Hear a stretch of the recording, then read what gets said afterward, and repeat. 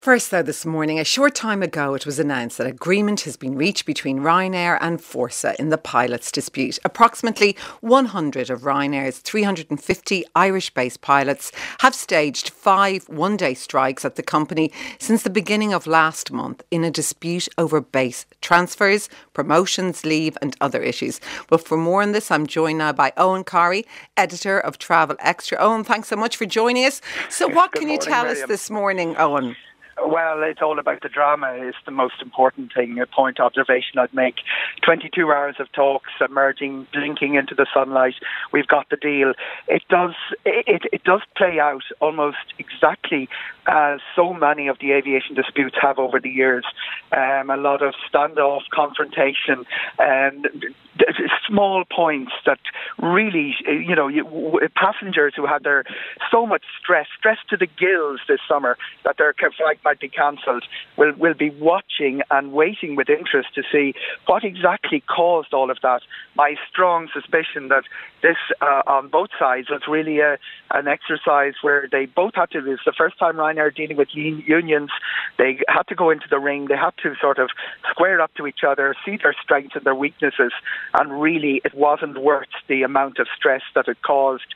The 22 hours of talks, I suspect, aren't going to produce that different position than the one last February when the rest of Ryanair's pilots signed a recognition deal with the airline, looking for something similar to the terms and conditions that IALPA were bringing to the table and caused, as you say, 5 days of strikes.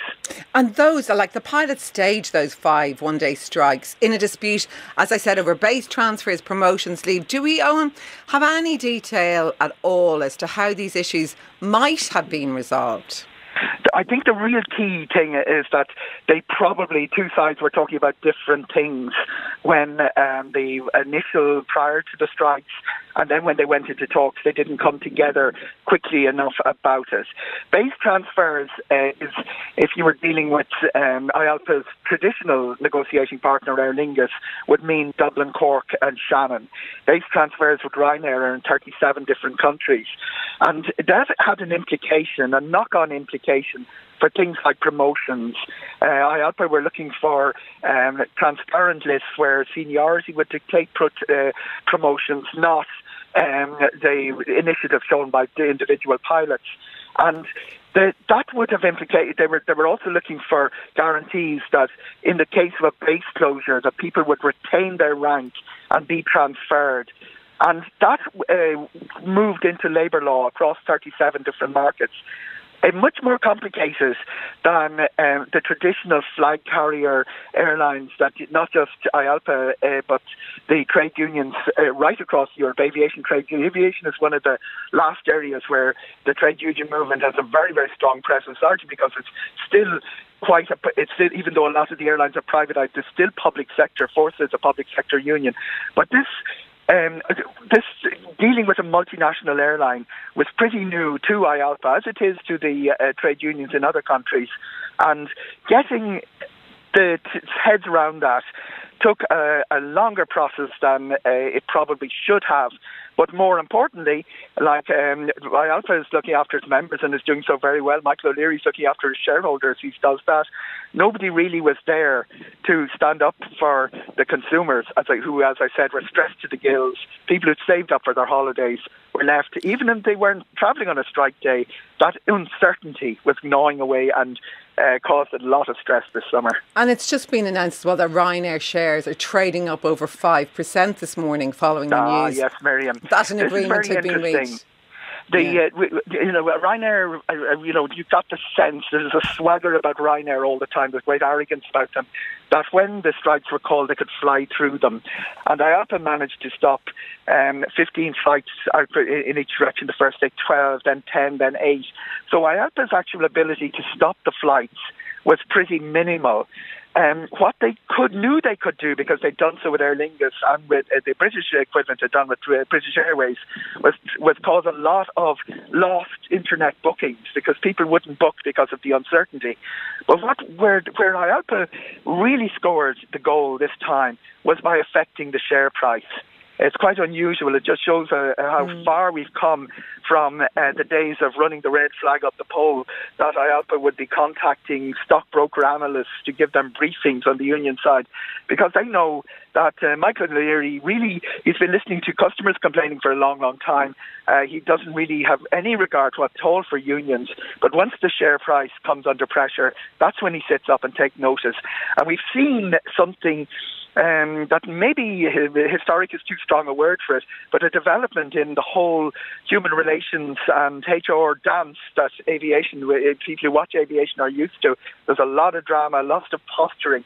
But we've seen a little bit of a development here that the prime weapon in a HR dispute nowadays is not really the number of flights you could ground, because IALPA were very ineffective in doing that. They were pretty pitiful, the number of flights they grounded, considering the publicity they created. But when they affected the share price, that's when they discovered they had a real card to play. And I suspect Miriam will be seeing that card played again in the future. And you mentioned there the internet bookings were down, but given your vast experience in the travel industry, Eoghan, do you think consumer trust in Ryanair has been seriously damaged by all of this or not? I don't think so. This is the airline whose CEO went on the Late Late Show and said the customer is almost always wrong. People's trust goes, they sort of pontificate, they say they'll never fly with an airline again, and then the very first time they have to get a family of four to somewhere, they start comparing the prices and they go right back to Ryanair. That's the experience of Ryanair, no matter what Ryanair has done. And it has an aggressive, hard-nosed approach to its customers, which has changed it's quite a bit in the last 3 years, but that is the long-standing tradition. It's got a very aggressive relationship with the media, which means the media gives it no favours compared, let's say, with what EasyJet or some of the other airlines across Europe would be getting. So really, the trashing of the Ryanair brand, which IALPA set out to do, was never going to have the same effect as it would with a smaller, more trusted brand. But so I suspect the long-term damage to Ryanair is not going to be. It's not going to be anything to do with the customer loyalty. I think their customers will come back. In fact, their monthly figure for July was 13 million passengers carried, a record for any European airline. Not since the glory days of Aeroflot in the Soviet Union has any airline carried that number. But the real long-term damage is that they're now going to have to sit down with unions they're dealing with 8 unions in 5 countries, but they have 37 countries who will all have seen what happened. And the lesson they've learned from this is that the share price is the way to go. They'll all be looking for the same sort of card to play. Ryanair's strategy, by the way, Miriam, was to square off the 3 big markets. There are 3 markets that really matter to it: Britain, Italy and Spain, and they got their union recognition agreements over the line very early in that. There's a great problem looming for them with the German pilot union, and I know the level of animosity between the president of IALPA and the CEO of Ryanair in Ireland was quite formidable. But it's something similar in Germany, because the German pilots feel that Ryanair's entry into the German market not only affected them, but also affected their long-standing agreements with Lufthansa. That caused a series of disputes that grounded Lufthansa for 22 times in 1 year in 2016. And what will happen out of today is Ireland has been squared off, but there are other unions in other countries waiting, and even the ones that they've already signed recognition agreements with, such as Britain and Spain and Italy, will be watching and saying, can we get more out of this by putting Ryanair under pressure? So it might not be the end of it. I'll bring you a text down from one of our listeners. Whatever about consumers going back to Ryanair, 5 of my last 6 flights since June have been 2 hours plus delayed. That's more of a reason to shop around. Yes, punctuality is central to the whole Ryanair model. If a Ryanair flight gets delayed, it's not like Aer Lingus where it goes to London and back. It goes on to 4 or 5 countries in W patterns. That's what caused, that's the very first sign we saw, Mary, last August, that the pilot rostering was under pressure, was the sudden loss of punctuality before Ryanair came out and said that they were going to have to start cancelling flights. The delays in flights have been have increased massively in the last 3 months. And it's interesting that while they had a lot of flights grounded by their pilot strikes in 4 different countries, what has caused most damage to the punctuality has been air traffic control. Ryanair say this is all strikes. They've lobbying Europe to say that the French air traffic controllers who caused 1,100 cancellations for them should all be conscripted by the military and made to work, all these sort of positions that Ryanair take. But air traffic control is a much more fundamental problem than the HR, and that's that there is a shortage of air traffic controllers who's causing more delays, more cancellations than strikes are. That's another story. Eoghan Corry, as ever, Míle buíochas. We'll take a break.